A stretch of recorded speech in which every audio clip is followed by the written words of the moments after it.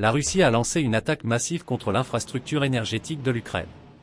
Дорогі українці і українки, перше дякую нашим захисникам неба. Це була сьогодні одна з найбільших російських атак проти нашої енергетики.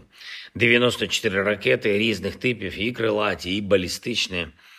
81 збили. Також було майже 200 ударних дронів.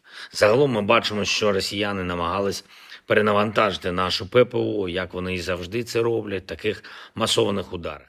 Selon les autorités locales, il s'agissait de la 12e attaque de grande envergure contre des installations énergétiques cette année. Du point de vue de Moscou, l'attaque était en réponse à une frappe ukrainienne contre une base aérienne militaire avec des missiles fabriqués aux États-Unis. L'attaque ukrainienne a été vivement critiquée par le président élu des États-Unis, Donald Trump. Dans une interview accordée au Time Magazine jeudi, il a qualifié l'attaque de « folle ». Trump a également déclaré qu'il souhaitait parvenir à un accord pour mettre fin à la guerre. Et il pense que la seule manière de le faire est de ne pas abandonner. L'opinion de Trump sur l'attaque de l'Ukraine avec des missiles fabriqués aux États-Unis a été saluée par le Kremlin. La Russie a déclaré que les commentaires de Trump étaient totalement alignés avec la position de Moscou.